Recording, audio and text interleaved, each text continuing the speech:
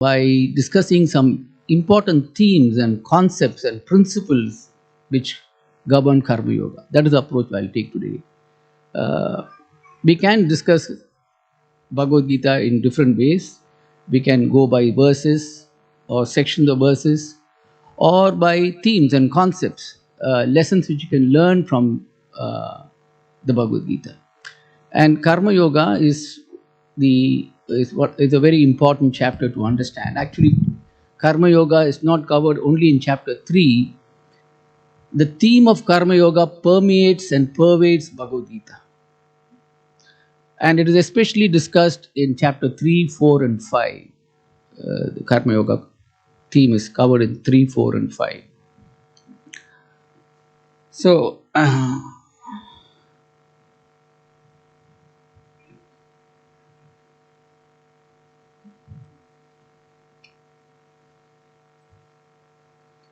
there's a little bit of technology there, so let me see. Chapter 2, which is a very big chapter, the purpose of chapter 2 was to establish very clearly the concept of eternality. The concept of eternality is being very clearly established by Krishna in chapter 2 by pointing out that there is something eternal and there is something temporary. And that he says that eternality and temporariness is within you yourself. And there he tries to convey that you are eternal. For us even to conceive of what is eternality is difficult. We are so conditioned by time. When we talk about eternality, there is no concept of time. But we are so conditioned that we can think only in terms of time dimension. So Krishna says that you are eternal, but your body is temporary. That is the essential message. That is the main purpose of chapter 2, to give that concept of eternality. And from that concept of eternality and temporary flows everything else. The entire Bhagavad Gita is spoken for realizing this one truth, that you are eternal.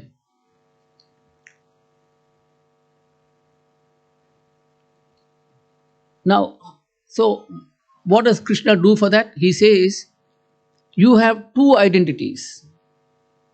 You have a foundational identity and then you have a functional identity. Your foundational identity is that you are a spirit soul. That is your foundational identity. And your functional identity, for functioning in this material world, to realize that you are to realize your foundational identity is your body. Your body here meaning your subtle and gross body. So that is your functional identity. So that is the first thing which is conveyed in chapter 2. Now Karma Yoga, maybe that small stool may be helpful, I think. Sorry, I didn't realize it. Maybe. So Karma Yoga is the first step. Thank you. Sorry. Yeah, that's better. Thank you.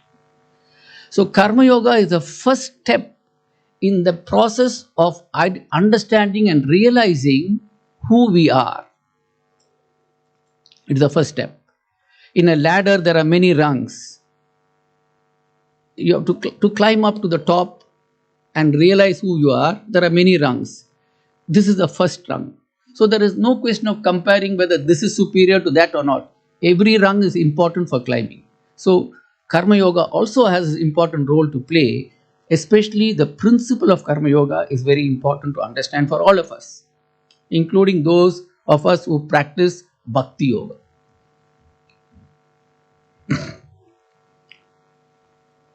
Is there any way of enlarging that? No. Nobody can read that, correct? You can read? Okay.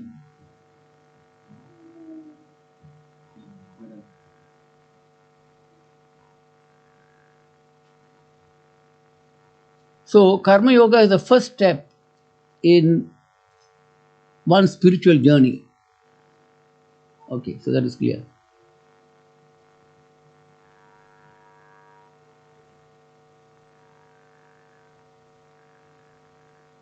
This point, your laptop. Okay. Yeah. So, so in that journey of understanding and realizing who we are, there are two components. One is to develop detachment from matter, and the other thing is getting attached to spirit. There are two parts to the journey of realizing who we are. And Karma Yoga helps one to develop detachment.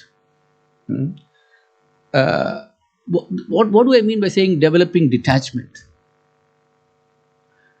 It means developing detachment from seeking happiness through the body. That is the meaning of detachment. All of us want happiness, but Karma Yoga is a means by which we develop detachment from seeking happiness through the body. Why? Because we are not the body. Our true identity is we are a spirit soul, and for realizing that, the first step is Karma Yoga, which helps us to develop detachment.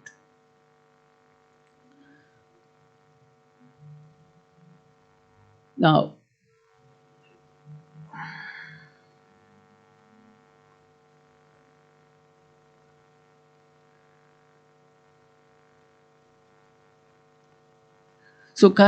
now what is the meaning of karma? Karma has many meanings. We will discuss it in the next slide. Karma means action. And action here means just not the physical action, the gross body action, but even mental activity is action. So, in this definition, what you're going to see, karma means both action through the body as well as through the mind.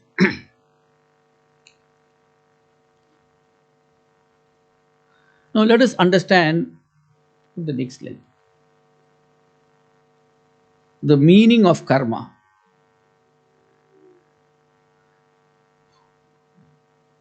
The meaning of karma is this: in this universe, if we do any action, that action which we do has a certain consequence, and the universe will award the reward for that action in the form of a consequence. Okay. So, if we do good acts, there are good consequences. If you do bad acts, there are bad consequences.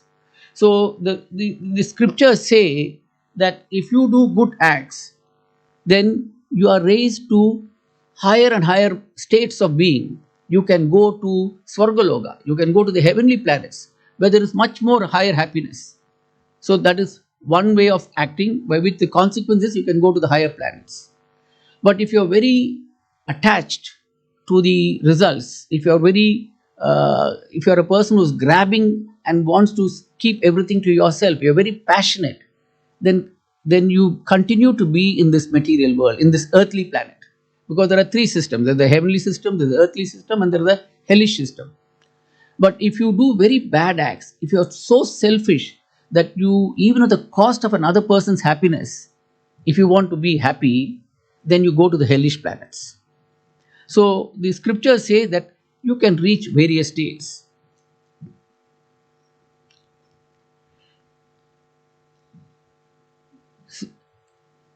Now, so now what is the meaning of saying?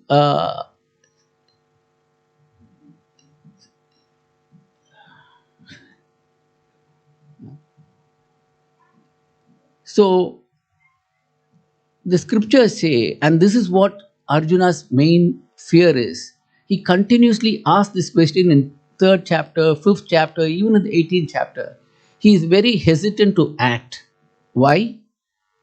Arjuna is very hesitant to fight because any action has consequences, and there is something called bondage. Now, when bondage, what is the meaning of bondage? Bondage means when you do an act, there are consequences, and those consequences are awarded by the cosmic system, and then you come back to this world to be reborn again. That is the meaning of bondage. So, bondage means you are born, you die, you are born again, and you come back to this material world. Why? Because the material world, the cosmic system has a purpose for why we are here. Till we learn that lesson, till we learn the lesson of the purpose of why we are here, the system ensures that you come back here again and again and again and again. So action has consequences, and that is why Arjuna is very afraid. He says in the first 8 verses of the chapter 3, Arjuna is very confused with Krishna's instructions. He says, "Why are you asking me to fight? Because if I get involved in fighting, I will be creating karma. That means I will be creating bondage, which means I will come back to this material world. But you just told me that I am not a body, I am a spirit soul. So why are you telling me to act?" And this is the main worry of Arjuna, and that is reflected in the first 8 verses of the Bhagavad Gita of chapter 3. Why are you asking me to act? And Krishna gives reasons why he should act. So, as we saw, the word karma has many meanings. As I said, action is one meaning. The consequences which comes from that action is another meaning. All the same word karma is used. And the bondage which happens, the bondage here meaning the cycle of, you're coming back into the cycle of karma, that is also called karma. All the 3 words, for all the 3 meanings, the word karma is used. So let us understand this cycle of bondage. The cycle of bondage, the cycle of cause and effect. So you see there on the right side, the yellow markings are the gross, and on the left side, which are the green, are subtle. So there are subtle factors and there are gross factors. So when you do an act, that is called karma.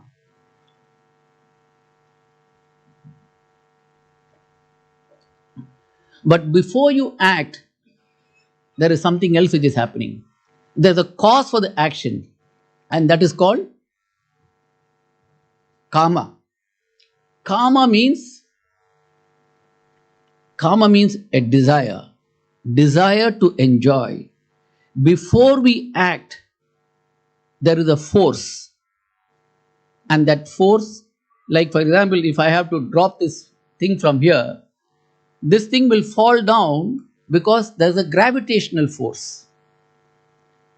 Just like there are forces operating in the material world, there is a force within us. That force is called desire. So desire is called their karma. The desire to enjoy is fundamental to all of us. Every living being has this desire to enjoy. So desire is a root, and that we cannot see. It's very subtle. So desire is karma. The desire to enjoy leads to action. Why are we acting?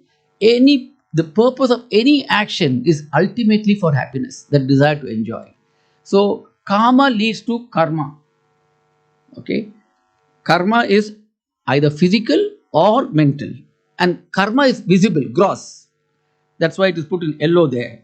Whereas karma is in green, it is subtle, you can't see that. So karma leads to karma. And when you do an action, it results in it can result either in a wealth or some strength or beauty or power, knowledge. Whatever you do, it results in something tangible, which we can see, experience. So that is the purpose we do, because the purpose of doing karma is to get one of these, and that's called bhakti. Bhakti means the means by which we enjoy is through wealth, strength, beauty, power, knowledge, fame, all this. So now just to draw a difference, we human beings have to act to enjoy that. All that can be done only by action. Whereas for Krishna, he only has to desire. He doesn't have to act. For Krishna, all those opulences are in full because just by his desire. But we beings have to act.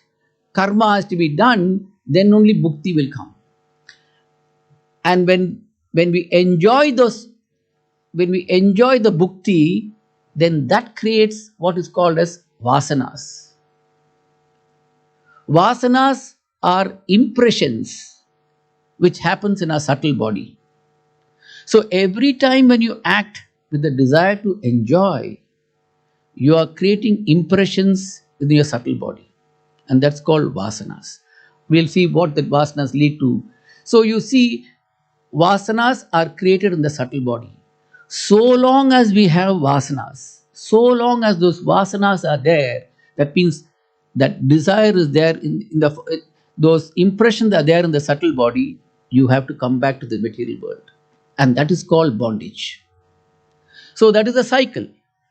Karma leads to karma, karma leads to bhakti, bhakti leads to vasanas, and from those impressions come desire.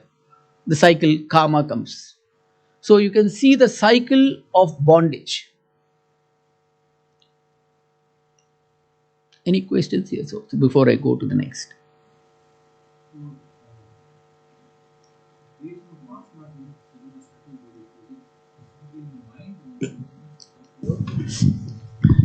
These vasanas are in the chitta. Chitta. Chitta is a storehouse. Chitta is a storehouse of all the impressions, everything which we have done, like the Facebook, no, or the Google or something like that. If Google can create all these impressions, Krishna can create much more finer Google. So everything we have done, everything in all our lifetimes is there in that subtle body, in the chitta. Chitta is a component of the subtle body. No. Mind, intelligence, ego, and chitta is also there. Mind, intelligence, and ego have access to the chitta, the storehouse.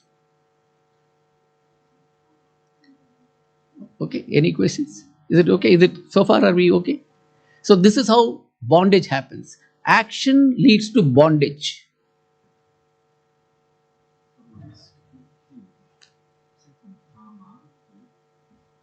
From karma to karma. Karma leads to karma. Karma leads to bhakti. That is, when you do action, you get some results come. Yes, some results, and you enjoy that impressions. What? Any? Is it okay so far?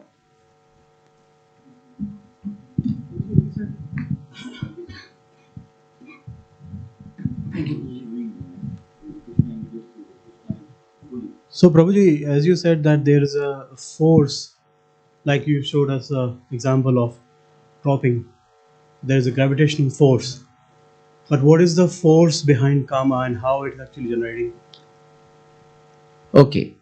Karma is desire. Desire and the capacity to desire and the capacity to experience are part of your consciousness. So the attribute of consciousness is the capacity to desire and the capacity to experience. That is part of what you call as consciousness.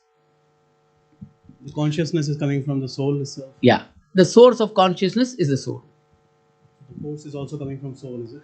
Ultimately, yes. A living being is able to do, act or anything only because the soul is there. Because the soul is there, consciousness is there. Because consciousness is there, the intrinsic attribute of consciousness is the capacity to desire and the capacity to experience. The bhakti can also be bad experiences. Bhakti. Yeah, it's like wealth, strength. It can be. Bhakti is the result which you get. It can be good or bad as well. It can be. Yeah. Okay. I don't know whether I'll complete the class today, but let's see. So, next slide. So, karma yoga is a technique by which you escape the bondage. Karma Yoga is a system by which you act in such a way that you don't create bondage.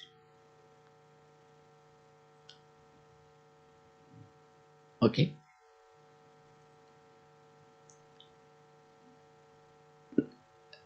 Okay, I think I'll. Now, what is the technique? Karma Yoga gives, in chapter 3, Krishna talks about this. From verse 9 onwards, he talks about the principle of sacrifice. The principle of sacrifice is saying that whatever you do, the results you get, make it as an offering. Do it as an offering. Why? Because the result you get is not only because of you. If you try to take the entire result for yourself and keep it, then you're a thief, Krishna says. Why? Because the result you get, you might be thinking that I worked and I got the result, so why should I not keep it for myself? No. Because if you look around, the earth, the water, the air, the sun, the moon, all those are contributing for the result. But you didn't make them. So Krishna says, acknowledge that there are other entities who have contributed for the result and pay your offerings to them also. Who are those entities? The demigods are there. And ultimately, even the demigods come from Krishna. But acknowledge that there are demigods. They are the supervisors of the big corporation called the universe. You can go to the next slide. So, the demigods are cosmic managers of the big corporation called the universe. And you should acknowledge their contribution also. So, do sacrifice for them. Please them. If you don't do that, if you only try to take but don't give, then the cycle of give and take is broken, and to that extent you will suffer. So that is the message. So the fundamental principle of Karma Yoga is give and take. Don't just keep it for yourself. Don't grab. Don't be very possessive. We'll talk about it now. So the basic principle is that there is interdependence. You are not independent, you are interdependent. That means you and the demigods and the universal system, the universe as a system, you are interdependent. Don't think you are independent. And hence, you have a duty to contribute from the results to those beings who are also contributing. Ultimately, it is God, Krishna. So, acknowledging, so that's what you said there, we should recognize, respect, and be grateful for whatever results we get. Okay.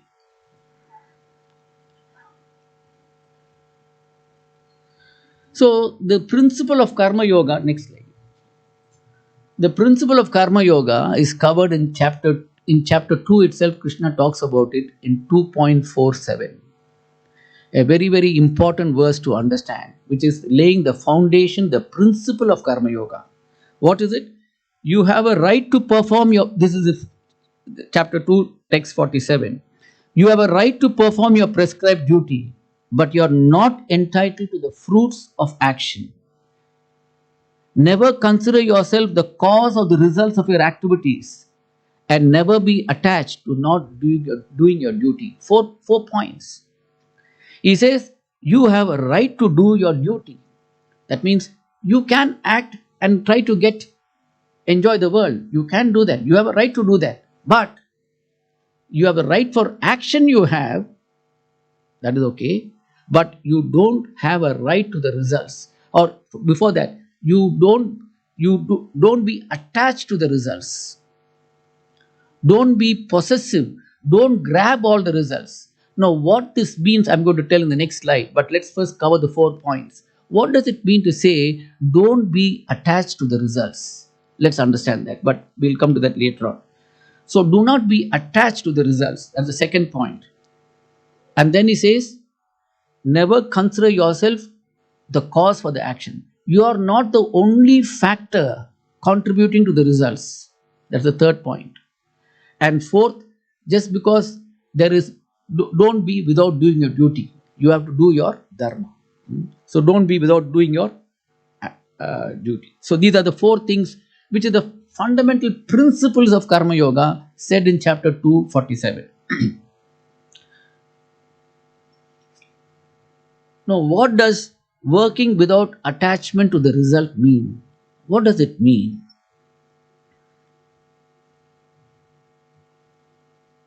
It means working as a matter of duty.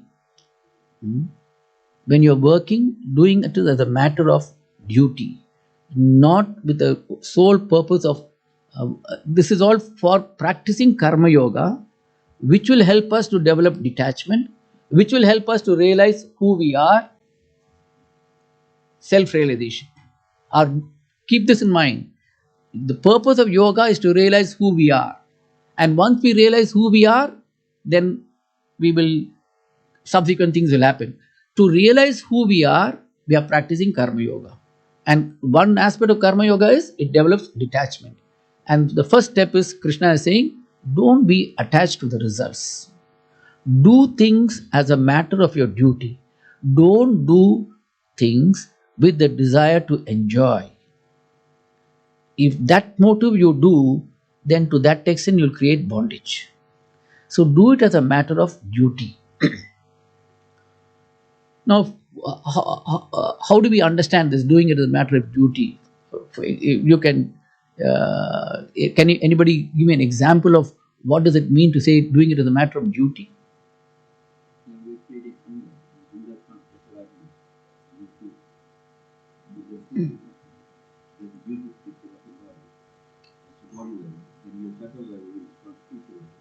Okay.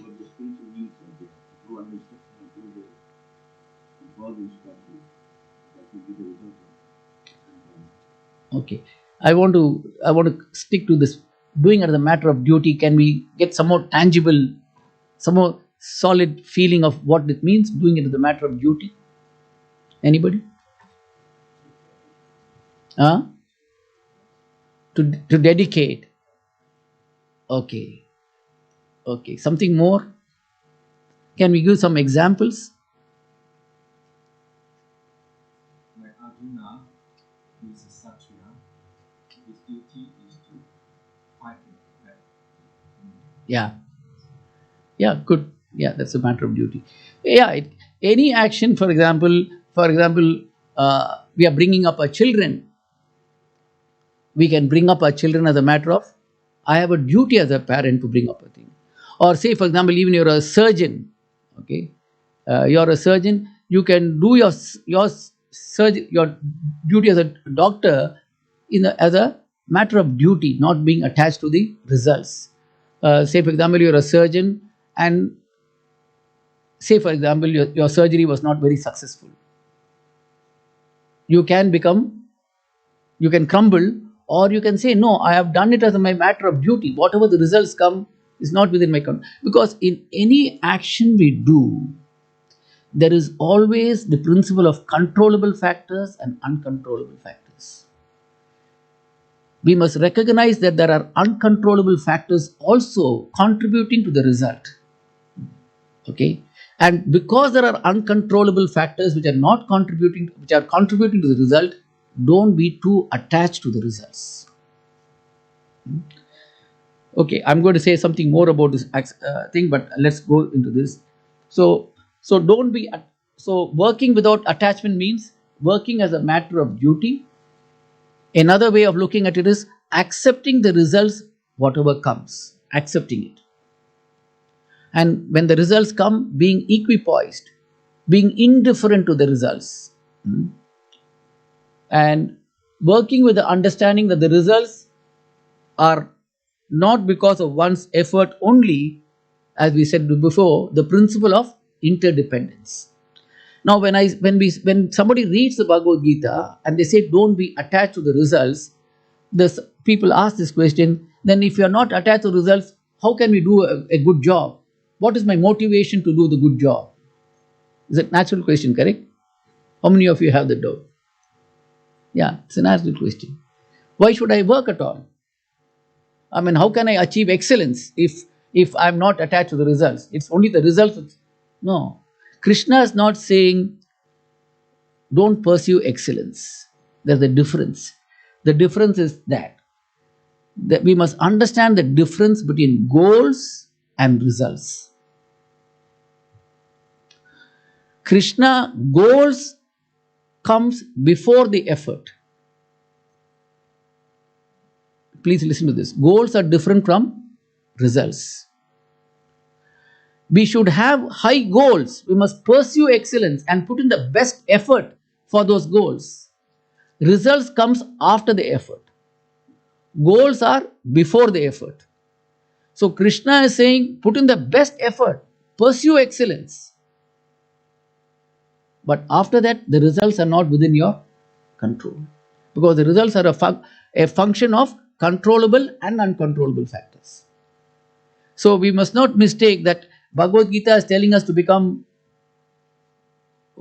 second rate, third rate. No. Bhagavad Gita is telling us to pursue excellence. And by not getting attached to the results, we can actually pursue excellence. If you're too obsessed with the results, you will not be able to pursue excellence.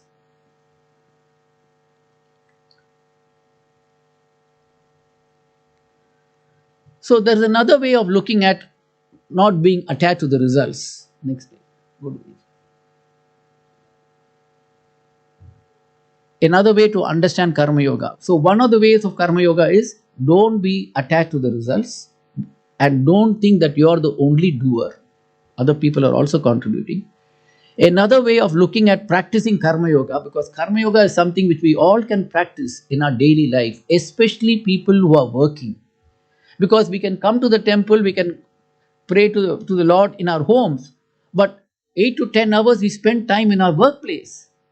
How can we spiritualize our workplace? Karma Yoga gives us the solution to that.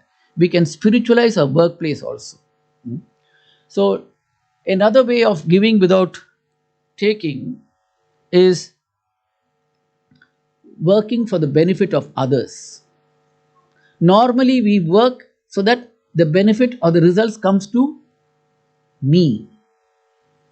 Another way of practicing the principle of Karma Yoga is working for others' benefit. Can we think of some example? Can we work for others' benefit? One person in America, he kind of understood this concept of Bhakti. So he said, I'm going to create a civil building infrastructure. So he said, I'm going to build houses for people for free. They have to give them all hotel or he is not charging.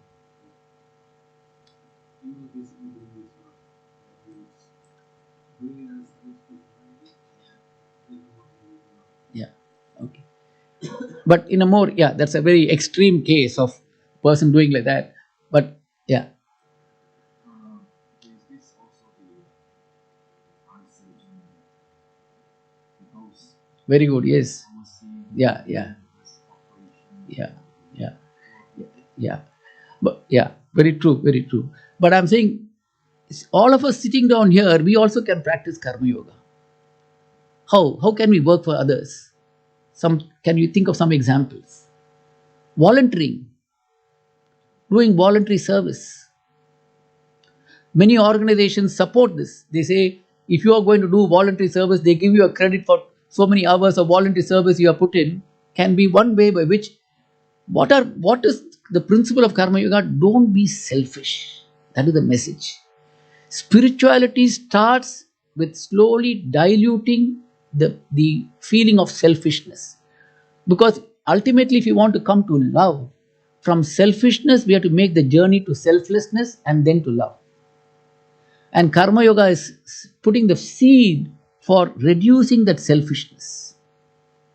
So, one of the ways by which we can reduce selfishness is, because normally when we work, we are working because there is something in it for me.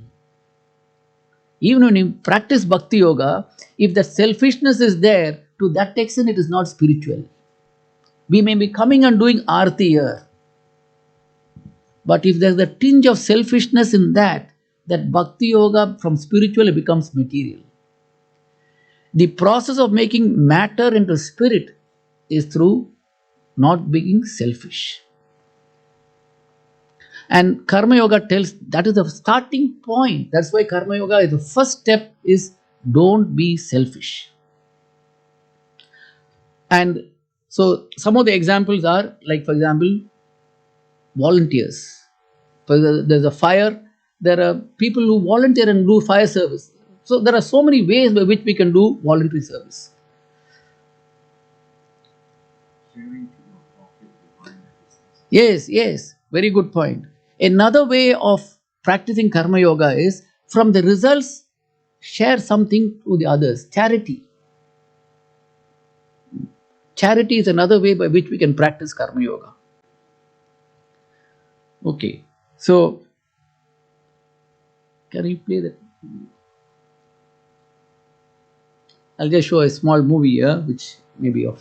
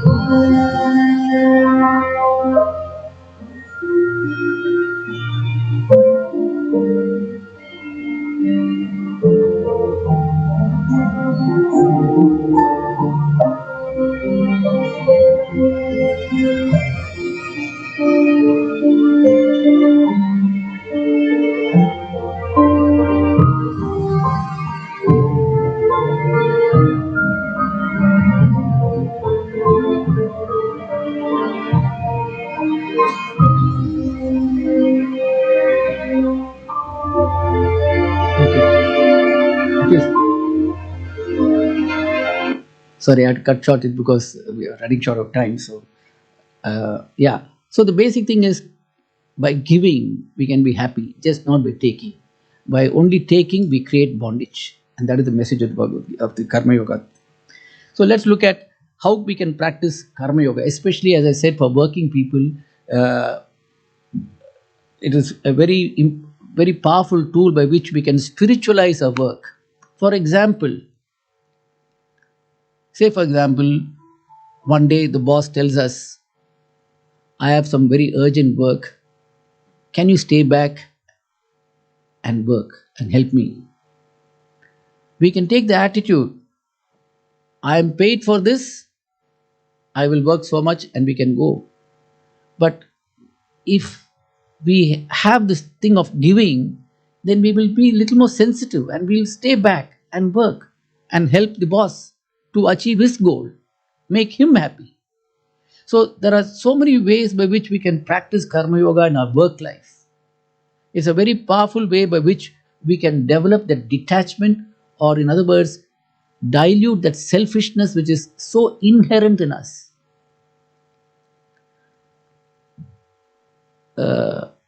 Especially leaders, those who are in leadership position, they can practice karma yoga.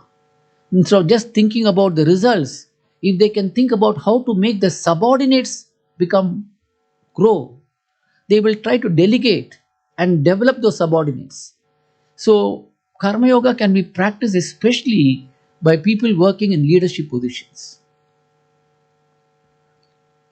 So values such as empathy, compassion, generosity, which are all qualities which are required for developing love, can be achieved through karma yoga. So let's look at karma yoga and bhakti yoga. What is the difference? What is the difference between karma yoga and bhakti yoga? Bhakti yoga includes the principles of karma yoga, and hence a bhakti yogi is also a karma yogi. If you're a true bhakti yogi, you will also be a karma yogi. But a karma yogi need not be a bhakti yogi. Okay. A karma yogi practices selflessness by doing manava seva, seva to the society. A bhakti yogi practices selflessness by madhava seva. So, a karma yogi acknowledges the interdependence between living beings. Okay? And a bhakti yogi acknowledges dependence on the Supreme Being. But a balance of both is required. Madhava seva is required and Manava seva is required. And that is Mahaprabhu's mission. Combine things, Madhava seva and Manava seva, simultaneously. And that is what we call as dovetailing. Now, what is the fruit of practicing karma yoga? What is the purpose? What is the fruit of doing the benefit of practicing karma yoga? You get knowledge. What is this knowledge? The realizing of who we are, self-realization. That knowledge we will get by practicing karma yoga. And we also gain the knowledge of who is the real doer. When we act, that knowledge will come. That is covered in chapter 4 and 5. When you become a perfected karma yogi, two things will happen. You will realize who you are, and two, you will also realize who is the real doer, the Paramatma realization. Both will come when you practice and become a perfected karma yogi. Now I'm going to talk about an important concept which is there in chapter 3, which is covered in section 36 to 43 of Bhagavad Gita in chapter 3. Arjuna asks a question. Arjuna asks a question in 36. He asks Krishna, by what is I am impelled, I am forced. We talked about the force. What is it? What is one impelled, forced to do sinful acts? Sinful here meaning selfish acts. Even unwillingly, as if engaged by force. I am forced to do this. What is it? And Krishna answers it saying, Kama, lust. Lust here meanings, lust is not sexual desire. Lust means any desire which you want to become happy through the body. That is the meaning of lust. So Krishna will answer, the enemy is lust. We do anything because we desire to do it. Lust here means desire for happiness through gratifying the senses, including the mind, intelligence and ego, the happiness through the body, that is called lust. That happiness can be either egocentric, that is, I want power, I want position, that can be the sort of happiness, or it can be gross body or subtle body. So Krishna answers this question: what is, who is the enemy? And then Arjuna asks this question. Krishna points out that the enemy is desire, because if you remember this slide, we started off with saying kama to karma to bhukti to vasanas. Yeah. So let us understand this.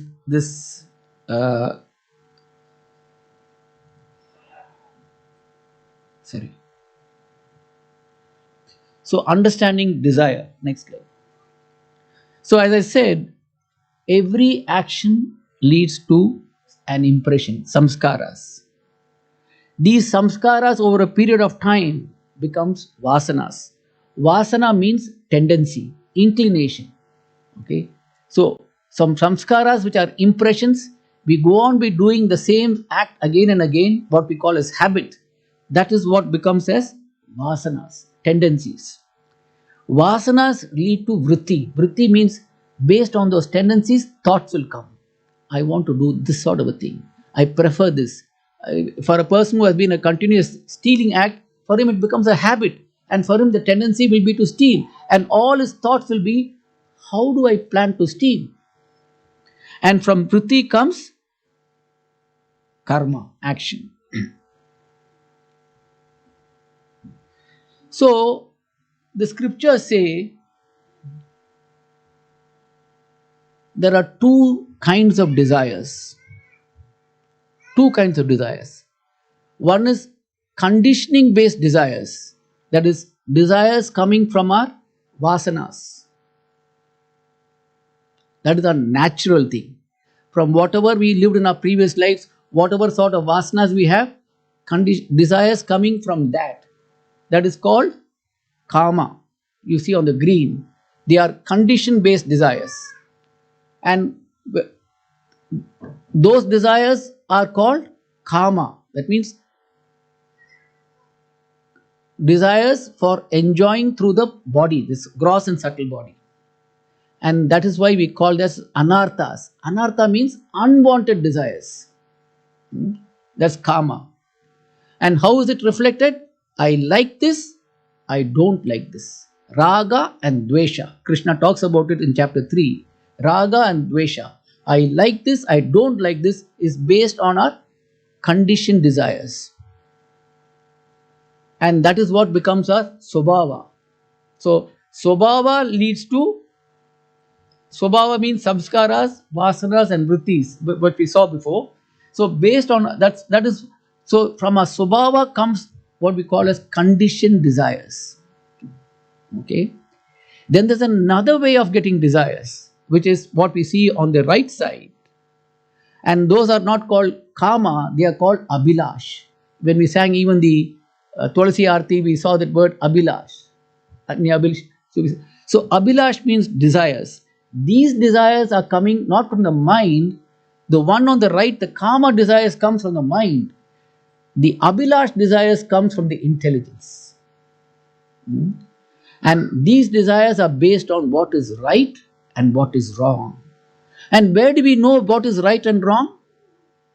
It is based on scriptures. Because scriptures give you the values. This is right and this is wrong. And hence they are called value-based desires. So one kind of desire is coming from our Sobawa. And when you start practicing spiritual life, the desires will have to come from our scriptures. Instead of coming from Sobawa, it has to come from scriptures. So scriptures-based desires will say, this is right, this is wrong. Do this, don't do this. Okay.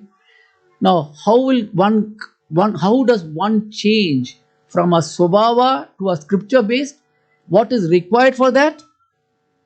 We require faith. So faith will lead me to have faith in the scriptures. Scriptures will tell me what is right and wrong, and based on those right and wrong, my desires will come, and then we are practicing yoga. So that is what Krishna talks about in the last verse of this chapter, which is a very important verse.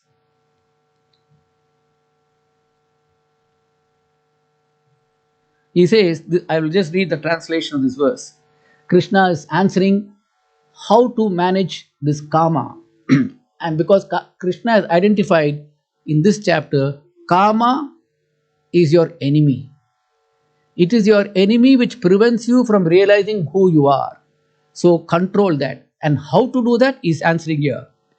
Thus, knowing oneself to be transcendental to the material senses, mind, and intelligence, that is, knowing that you are a spirit soul, O mighty armed Arjuna, one should steady the mind by deliberate spiritual intelligence. Prabhupada's translation is very powerful here. He says, by deliberate spiritual intelligence, and thus by spiritual strength, conquer the insatiable enemy known as lust or desire. So, two words here. There is one is Prabhupada says spiritual intelligence and spiritual strength. What does it mean? Spiritual intelligence means scripture based intelligence, acting as per the scriptures. For example, we have now, Krishna has said, karma yoga, practice karma yoga. So, acting based on scriptures. So scripture based intelligence is what is called there as spiritual intelligence. And spiritual strength is faith in the scriptures. So, based on faith in the scriptures, act as per the scriptures, and then you will be able to escape from this world. You will not have karma bondage. So, that is the summary of this chapter, which I just tried to, as I said, I didn't go by verse, but more on thematic of what important themes and principles are being discussed. So with that, I stop. If there are any questions, I can answer. But if those of you who are interested to know about how the chapter flows, that is the next one. This is the way the chapter flows. I didn't go by the flow of the chapter. I went by themes and principles. So first 9 verses, Krishna talks about that karma yoga is better than jnana yoga for you. He says to Arjuna, you are not qualified for jnana yoga, because you have not yet purified your desires. So first do karma yoga and purify your desires, and then you can do jnana yoga. Then 10 to 18, he says, if you are not qualified even for karma yoga, then practice karma kanda. I will not go into that details. 17 to 24, he says, if you are qualified for jnana yoga, still practice karma yoga to set an example. And 25 to 29, he talks about karma yoga and karma kanda difference. 30 to 35, how karma yoga elevates, how karma yoga helps you to raise your consciousness and become a self-realized person. And 36 to 43, that is what we discussed now, how to overcome lust, the main obstacle on the path of karma yoga. So I stop here. Any questions we can discuss? Otherwise, I'm sorry, I've run late. Sorry, last one. Sorry. Yeah, can we show off the movie? Sorry. A small 2 minutes video. If you don't follow the scriptures, what can happen? If you are going only by your Sobawa, what can happen? We can see a small 2-minute video.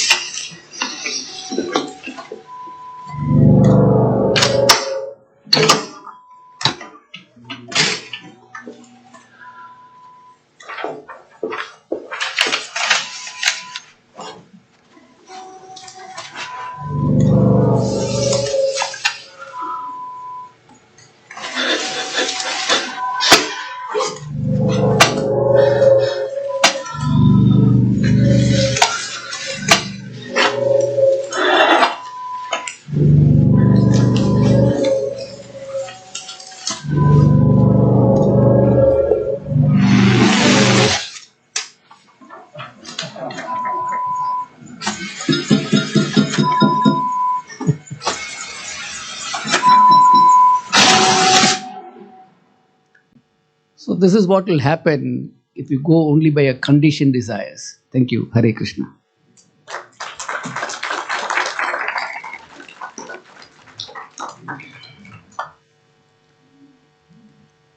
Any questions? I think we are already late. If there are any questions, we can discuss even personally. Thank you very much. Hare Krishna.